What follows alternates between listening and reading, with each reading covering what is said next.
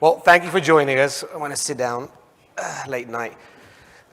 So we are very delighted to be here and share with you our experiences with our customer Protective Life. We've actually been working with them for the last 2 years. Started off on the LDTI compliance path. And today, even though we're in flight, we thought it'd be a good idea for other insurers to hear how we actually are tackling this, the kind of big rocks that have come up, and kind of what items are still popping up, right? So really, Brad and his team have been doing an excellent job in the background. I came in late. We have an extended team on PwC kind of there. And we're really going to go through how we chose just regular compliance versus transformational compliance, and then how we're actually going to get there. So it's very much of an interview style stage. That's how we're kind of doing this, and we'll please do ask questions at the end. So let's start out. So Brad, tell us about your journey. Yeah. How's it been going? Thanks everybody. Again, Brad Camp, happy to be here and talk with you guys today. So as Matt mentioned, I'm with Protective Life. I'm an accountant by trade, so that's how I initially got involved with our LDTI project. And so Protective has a little bit of an interesting story as far as our LDTI journey, in that when we initially set out on our project, we were actually in the initial wave of adopters. So those of you guys out here that are in the 2023 filers, we were initially in that bucket. And so we were taking more of a compliance-focused path at that time. So Liberty was talked yesterday about their IFRS 17 implementation and how their focus was compliance. That was our journey initially as well. As a result of us, so Protective was a publicly traded company. We were purchased by Dai-ichi Life in Japan back in 2015. And so after that acquisition, there were a number of steps that we were able to take that ultimately allowed us to be in that second implementation window. And so just for those of you who may not be aware, LDTI has basically an adoption date for large SEC filers and then all other entities. And so that's kind of what I'm referring to. So as we got sort of clarity that we were going to be in that second window and had a little more time, we sort of took a breath as a project and said, okay, what do we want to do with this time now that we have it? So we kind of evaluated our options. So we framed up basically 3 paths to present to management. So one, we could continue just on this compliance focus, so like minimum interruption to systems, processes, people, those sorts of things. We framed up what something a little more transformational might look like. And for us, at least on the financial ledger side, we had upgraded to SAP or implemented SAP in 2017. So I know other insurers that maybe had some older legacy ledger systems had used LDTI as a sort of a launching point to do that. That wasn't something we needed, but we did frame up kind of some transformational options for our leadership. And then we sort of said, well, what is something sort of in the middle, or what is a good compromise between those two? What will allow us to focus on LDTI and the regulatory compliance that we need to achieve? Yep. But also, let's make some investments in some future capabilities and some enhancements. And so that's how we kind of landed on the phrase and the approach for Compliance Plus. Yeah, no, that was, we as PwC see that, and that's kind of part of what we put on there. You saw a list of the kind of key areas when we evaluate with customers how to approach compliance, whether it be LDTI or other compliance areas. We always break it down by what's the company's goals as well. That's really critical to making sure this is transformational, or you set the foundation for that transformation. Yeah. So in that space, you actually mentioned Compliance Plus. What did that really mean for Protective Life? Well, how did your management see the difference between what you just explained, right? Hey, should we just do general compliance or set the foundation for the future? Yeah, so, as again, we kind of framed up those options. Management was interested in learning more about what Compliance Plus would look like. What would that mean for us? So we set out, we met with kind of our organizational leaders, like across the business, finance, actuarial, IT, asked pain points, started to hear like, what are the challenges in your organization? What's kind of the vision for your organization? And as we kind of had those interview style settings, we started to see some common themes that popped out, sure not unique to us, but, better data and analytic capabilities, transparency across the organization, right? There's actuarial data, there's finance data, risk all over. It'd be great to have more transparency across the organization. Things like just other broader company initiatives, things like, accelerating our close calendar. That's something we would like to do, and then at least not have LDTI complicated even further. And so again, we kind of gathered that list. And so then we said, all right, well, from a systems and process perspective, like what does that mean? What do we need to go tackle? And so there were a few things. So we are making some enhancements in our actuarial space, not transformational, but some system upgrades and also some analytic capabilities there. We're also kind of aligning, so Protective has a little bit more of a broader organizational data strategy going on with our emerging technology group. And so we are aligning our LDTI program with that work. And then we also decided to pursue a subledger as part of that. So we didn't want to, with all the additional reporting requirements and all the additional actuarial data and other data that we were going to need in our ledger to be compliant with LDTI, we didn't want to, have to just greatly increase our ledger and make it, fat, so to speak. So those are the things that we said, all right, this is what we want to pursue and evaluate as part of Compliance Plus. And you can see on the screen, these are kind of some of the key areas we put on the table as to what are the drivers, right, between choosing between compliance and Compliance Plus. Do you just be regular? What would you say are your top one or two items on that list that kind of help you drive towards your decision? Right. Yeah. So yeah, it's exactly it. So it was hearing what the leaders wanted, right? So back to those themes. So better transparency. I mean, we obviously know like the volume of data for LDTI is just, it's huge, right? So, how do we manage that in a way that does give that transparency to both actuarial and finance? And how do we, how do we kind of meet these objectives while still focusing on, there's a lot of work to do to just comply with the standard, right? So it's a balance. Yeah. So. And I know you run quite a tight ship on the SAP side. Why did you choose SAP's subledger solution? What was the key drivers for that? Yeah, so we did evaluate a few options when we went with the subledger. So we are, again, I mentioned that we implemented S/4HANA back in 2017. So we were kind of all in on SAP from that point forward. So as we started looking at a subledger, we did evaluate some more what I would call kind of point solutions for just, to solve for LDTI. Maybe specifically, there's some of those that are more actuarial oriented. Some of them are more, finance and accounting oriented. So we looked at some of those.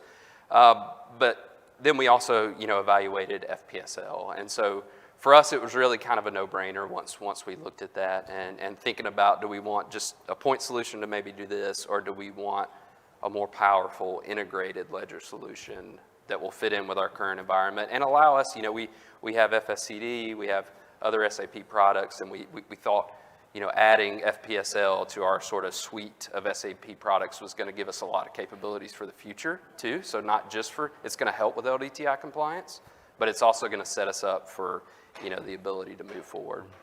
And then another consideration of ours, I think Skip mentioned, I don't know if he's in here in his call yesterday, that they were like planning for what if we bought a car lot in Dubai or whatever. We didn't have that as a lens, but one thing that is on our radar is we have an international parent.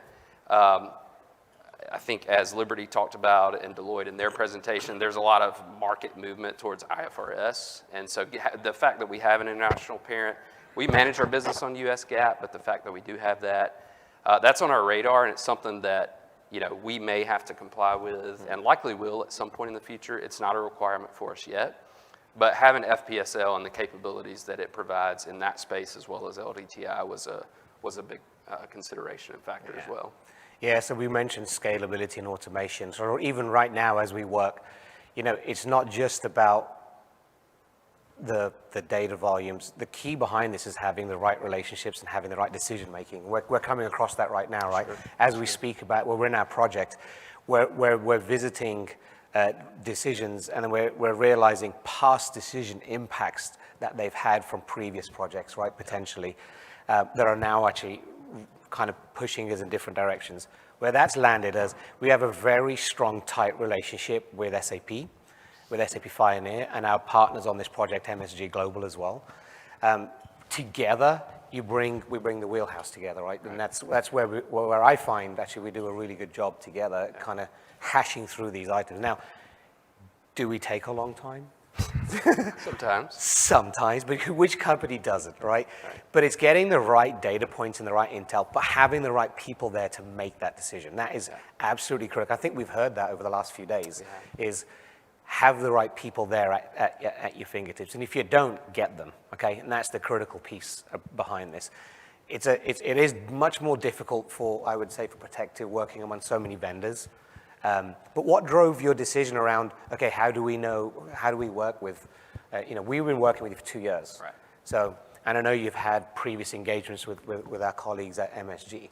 What drove the decisions around how we can actually pull this together and why you had us drive this forward with you? Yeah, so back when we kind of took that breath and went down the Compliance Plus path, that's when we engaged PwC, and they helped us think through a lot of these considerations and have had a great partnership there.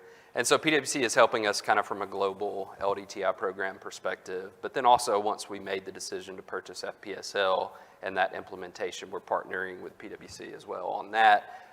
That seamless kind of integration between the program sort of goals and objectives and the implementation project has been good so far. As you mentioned, there's always challenges, and just Compliance Plus in general. When you kind of say that, and as your project grows and more people get involved, what does that mean exactly, and what are we trying to achieve now versus later, and so there's a lot of dynamics that you have to work through. But yeah, it's been great having partners, and then again, as you mentioned, we have previous relationships with MSG and have worked with them for other projects. And so having their kind of protective knowledge and their FPSL knowledge involved combined with kind of the expertise from PwC. And then again, I think, when Melanie and I were talking before the session, Melanie Russell, our SAP lead, one of the things she shared as some feedback that she thought it has been really important for us to have the vendor involved. And I don't think that's something that we did as much in our initial SAP adoption, but having Eno and the Pioneer team involved, having our SAP relationships in there along with the guys that are helping us execute it, I think we've seen a lot of value from it. So. Absolutely. And it's worth saying, we as PwC also have various team members, okay? So I work within the SAP track. Yep. We have the actuarial team working on it. We have folks from our finance transformation team.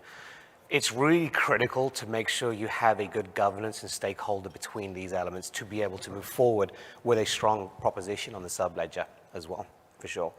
So you mentioned your SAP landscape. Talk to us a little bit more about that. Now, I know, Melanie, you're usually our SAP go-to, but I want to drop Brad on this one. So talk to us a little bit more about your solutions and the historical decisions and how that kind of drove where we're at now, and actually what we're doing right now as in putting your path forward as well.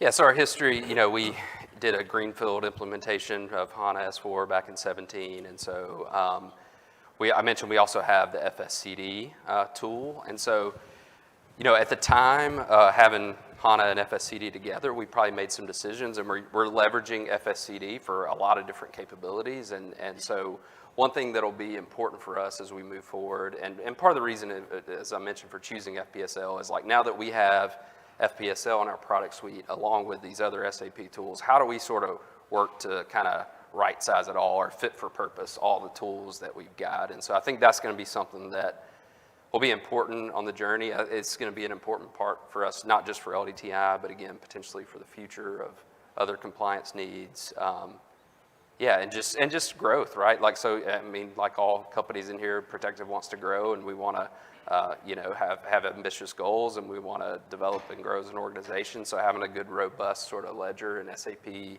infrastructure to support that, I think is going to be really helpful for us. Yeah, no, definitely.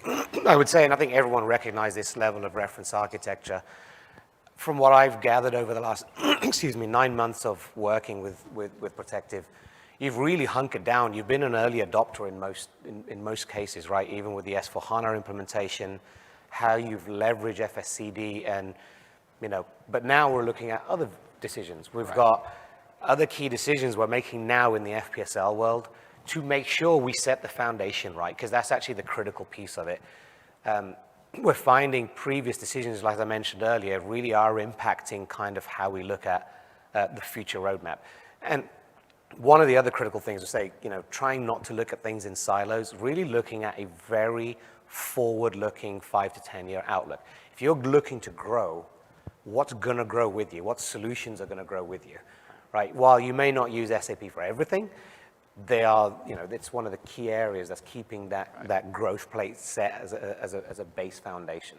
And that's what we're trying to achieve right now by setting up, even though we're setting up for LDTI, we're looking forward from our decision-making standpoint around, okay, we know there's going to be future products that are coming out, that we know there are future products that are going to be sunset. How do we tie that all together? Okay, that's the critical part of it. It's not just LDTI compliance. So that's where we go from compliance to compliance plus.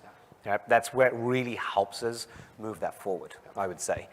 And the other key element is around, I'll go back to it, around partnership. Okay, we've really, I know that I've worked in many places. You're not the specialist in everything. You've got to get the right people in the room. But then sometimes there's a lot of people in the room. Maybe not today, but that's okay.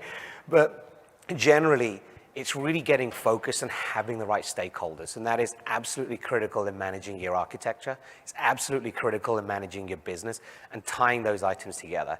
But, and I will say this, I know we're working on something at the moment, right? We're looking at how we can tie, it's not just the business and IT. We have to bring in what the actuarial team are doing. We have to bring in what the various other LOBs, where they're planning to go. Are we setting up correctly right now? Because right now we're finding in some cases, maybe that wasn't the best option from 3 years ago for a decision.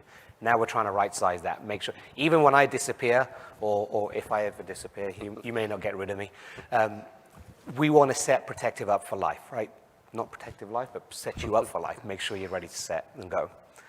So look, we talked about, you mentioned challenges. Yep. You mentioned data challenges. So we know nothing goes smoothly. We can sit here and pretend that all day long. Let's talk a little bit about some of those the bumps in the road. Let's get into that a little. Yeah, so maybe just to expand on a little bit of what you've kind of alluded to there. Certainly we've kind of set this vision for the program, but then you start implementing and there's tactical decisions that have to be made throughout a program, right? And so it's like, as we come across those, there's a little bit of sometimes tension between even the phrase compliance plus. Well, are you focused strictly on LDTI compliance, or are you focused on the plus side? And the answer is yes. And so having to figure out, what's the right decision for this specific case that helps us with compliance, but also doesn't inhibit anything we want to do in the future. Or as Matt said, we got to come back a year from now and say, that was a dumb decision. We should have done this. So we want to have some foresight when we're kind of making these. And so I think that's challenge is probably the right word for it, but just a learning, right? Like it's something that, and then, as your project grows and as more and more people get involved, people have different perspectives on things. And so just managing through kind of that aspect of it as well, getting diversity of opinions and then trying to bring those to a consensus of what makes sense for that. And so I think in a minute, we're going to talk a little more about kind of the vision and roadmap and principles exercise we're doing. But I think that's one way we're kind of addressing that. I mean, other complexities or challenges is just, we're a complex business. We've got a lot of different products. We got a pretty expansive product suite. And then also Protective has done a number of acquisitions throughout our history. And so that's great for growth, but it also brings some challenges in terms of the data and there's some uniqueness to each block depending on if it was acquired or direct business or other things. And so there's just, LDTI in and of itself is a complex standard, and then you have kind of a complex baseline already. There's a lot of things to work through there. I think that, does lead to a somewhat complex chart of accounts that we have. Although, it's probably not that uncommon to what others have, but those are some challenges that we're working through. And then, just the data, just the alignment between, actuarial data, finance data, and just making sure we don't have silos and not just decision-making, but access to that data and all the things that we need to get some value out of what we're trying to do rather than just strictly, checking a box that we complied with the standard.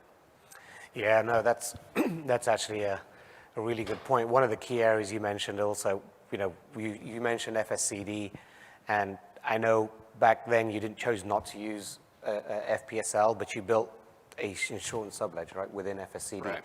So again, making sure we leverage a fit-for-purpose solution is also critical. So that's part of kind of the support system we're trying to do right now, is help and actually figure out how can we standardize and automate more things. So choosing FPSL was strategic for Protective Life in the respect of, hey, we are now actually going to make sure we're built to scale, number one, right? We migrate solutions, because what comes with that is customizations, what comes with that is maintenance, what comes with that is a more TCO, right? Because you've got to take care of this. We're moving towards more of an automated fashion as much as possible in a standard set of functionality. That's a hard one, right? Every single company I've ever worked with said, I want to use standard, and right, that happens a lot. But you actually can get to that if you really rationalize your business. And I think that's the exercise we're really going through right now, is we're rationalizing, okay, let's take a step back and really look at this in a more of a long-term view versus just, hey, let's get this moving. And that is a huge difference between compliance and compliance plus, is re-leveraging what you have already, but make it better, make it faster, and automate it. And I would definitely say that. So you've been through a lot with PwC over the last 2 years, and and me for the last 6 months. For you, what's the key items that you would say that folks that might be embarking on that journey or already on that journey, we're in the middle of it, right? So this is absolutely intentional, that we're absolutely in the middle of this journey, and we're just doing an in-flight kind of, hey, what could you look out for?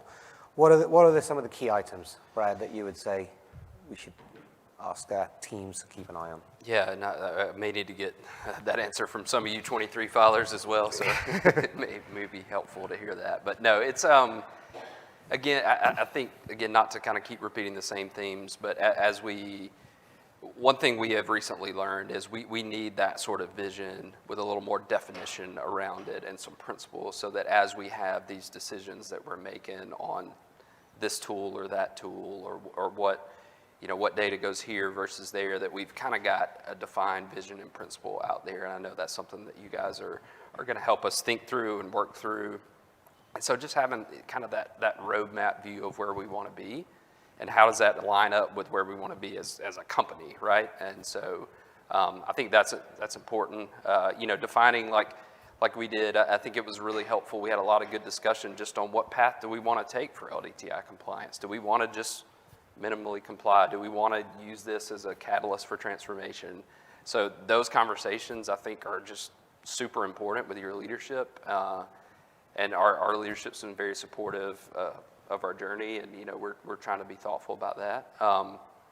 And yeah, I mean, Matt didn't slip me a 20 to say this, but again, having good partners, has been helpful for us. Not just, I think we've had implementation partners, but trying to be a little more strategic, right? And so thinking about the program level and all the elements that are involved with that, but also just this implementation and how it fits in with our overall SAP environment. Just, it's helpful to have some opinions and some market perspectives, and then, again, just to plug, having SAP and Pioneer involved has been very helpful. We've bounced ideas and thoughts and questions off of all of the parties involved, so far, which has been good. Again, sometimes there's diversity of opinion, but it's good to have the information, right, to make the best decision that we can. So that's kind of the challenges that popped up. Anything you would kind of add to? I didn't bring a 20, so I don't know. No, I mean, I think one of the key things that we've come up with more recently, and I would say in the last few weeks, is kind of the guiding principles to set the foundation for the rest of the business. They don't necessarily understand what's going on, right? They don't necessarily understand how a subledger works, but they need to make really tough decisions, quite frankly, okay? Because we're, again, setting the stage for the future. Sometimes people don't want to hear no. Sometimes people don't want to hear the cons, but I'm a very forward person myself, and I think I push that down onto my team, and so we do, right? We really force the answer. And it's the other big thing is not working in silos. There's always something going on inside the business. There's always meetings going on. But you really got to focus on having a cohesive decision-making team.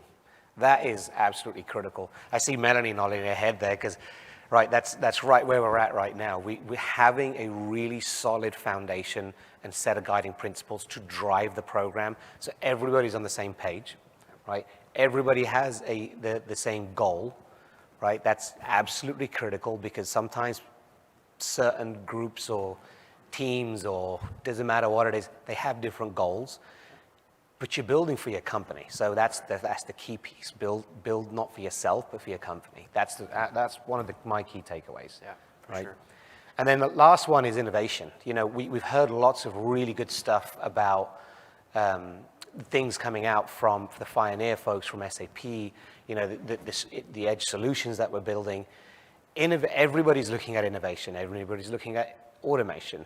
How do we drive that innovation but make the right decisions now? And that's why I go back to that number 2, because it is absolutely critical.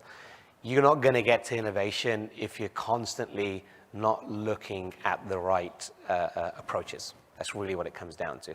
And having a firm roadmap is absolutely critical. I can't tell you how many customers I've gone into and looked at their roadmaps, and quite frankly, it's not, when I say not fit for purpose, it's like 7 years old, and you're looking at things that have evolved, you know, from as of 2 months ago.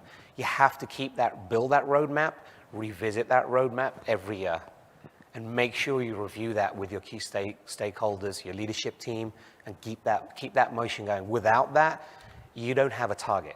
Okay, you have to have a target. You know, no one goes down a path without a target and a goal.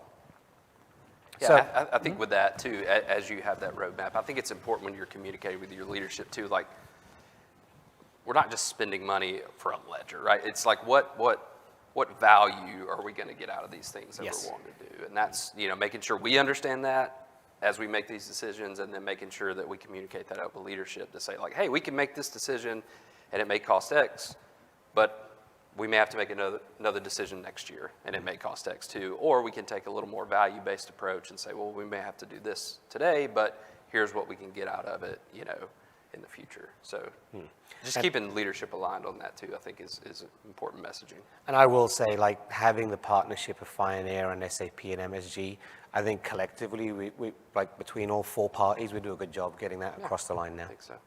So thank you. I appreciate it. Yeah. Brad, that was, hopefully everybody enjoyed it. I'll leave it open-ended for questions if anybody has a question or comments, or you can give me the hook.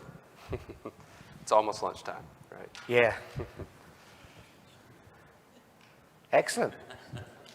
Well, thank you very much. Thanks for your attention. We appreciate it. Thanks, Mateen. Thanks, Brad.